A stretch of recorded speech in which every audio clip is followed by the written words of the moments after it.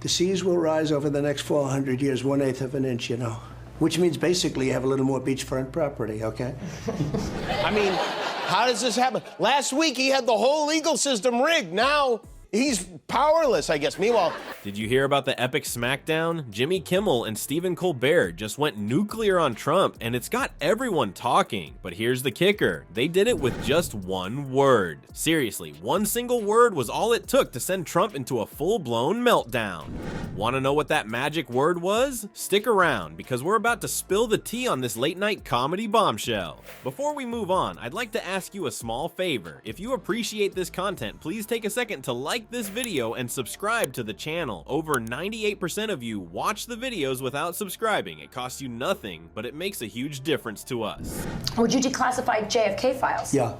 I did a lot of it. Would you declassify the Epstein files? Yeah. Trump's hardcore fans may be a lot of things. Bright is not one of them. So did you click the subscribe button? Great. Thank you so much. Now, back to the video. Guess who's back in the hot seat? Grumpy Trumpy, and boy, are the comedians having a field day. Jimmy Kimmel and Stephen Colbert have been sharpening their wit, ready to take another swing at the former president. And let me tell you, they're not pulling any punches. Kimmel kicked things off by poking fun at Trump's bestie, Marjorie Taylor Greene. He quipped, "I haven't seen someone that red since Trump tried to read a book without pictures." Ouch! But Kimmel wasn't done. He brought out a toy camera, mocking Greene's claim that the January 6th rioters were just peaceful tourists. "Look, I found one of those cameras those peaceful tourists used," Kimmel joked, holding up the plastic toy. But the real zinger came when Kimmel described Greene's meltdown during an interview. The case where if they can do this to me, they can do this to anyone. It's true. No, it is true. Just think about that. If it could happen to him. After 11 hours of deliberation, the jury announced their verdict, and now the judge has scheduled Trump's sentencing for July 11th. He said her voice was like a chihuahua on helium. Can you picture that? It's like Trump's mini-me throwing a tantrum. Meanwhile, Colbert wasn't about to let Kimmel have all the fun. He jumped on the Trump-bashing bandwagon, serving up his own brand of biting humor. The late-night duo seemed to be in a competition of who could roast Trump harder. Now you might be thinking, it's just a bunch of jokes, right? Well, not so fast. Research shows that this political satire actually packs a punch. A study in the Journal of Politics found that watching these comedy shows can make people more politically aware and engaged. So while we're laughing, we're also learning. Pretty sneaky, right? Maybe it falls to you now, Melania. You can end this reign of terror, and all you have to do is channel your inner Taylor Swift and walk out the door. Those people in North Carolina, those are incredible people. Those are incredible patriots. You want freedom?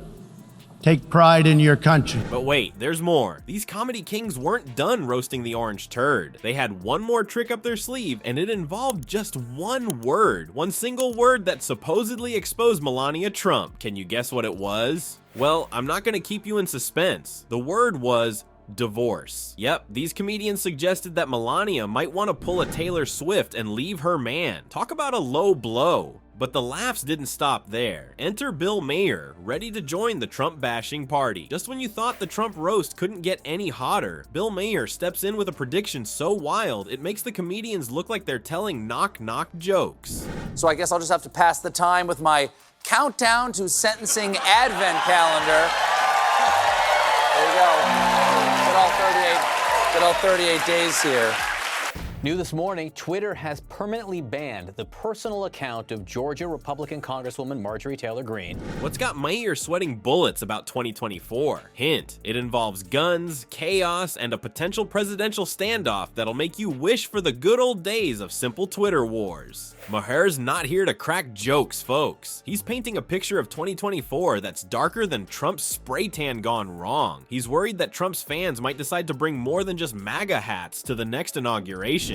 Someone has to ask her, if that were true, wouldn't it be a pretty good reason to vote for the Democrat?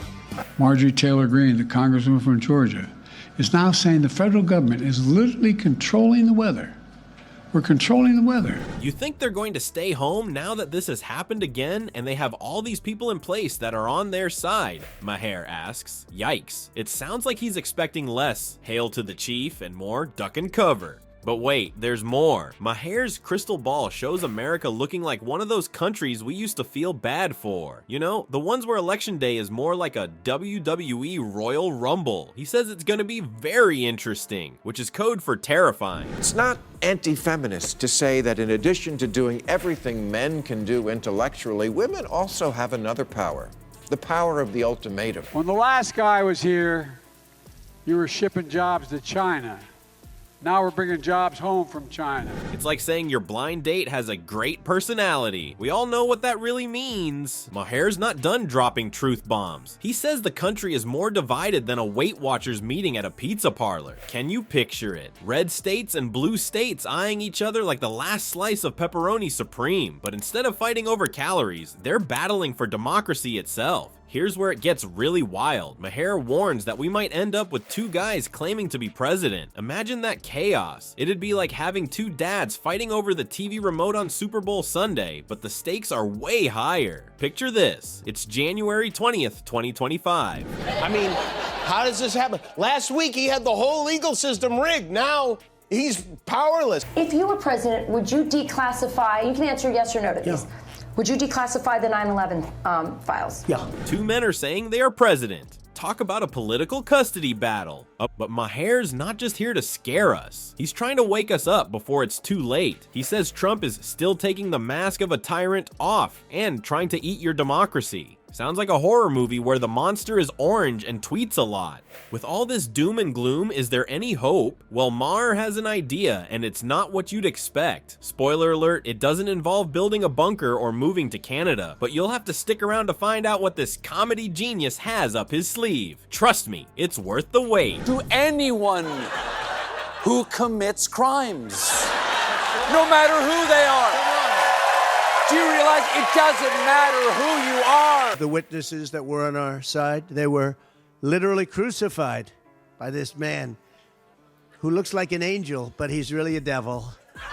He looks so nice and soft. So what's Maher's big solution to all this political craziness? Believe it or not, it's pretty simple. Talk to each other. Yeah, really. He says, you can hate Trump, but you can't hate all the people who voted for him. That's half the country. It's like he's telling us to play nice in the political sandbox. Maher thinks laughter might be the secret sauce to fix our political mess. He reckons if we can laugh together, we might just be able to talk to each other without throwing a fit. So next time you're about to unfriend your Trump-loving uncle on Facebook, maybe try sending him a funny meme instead. I have a wonderful wife who has to listen to this stuff all the time.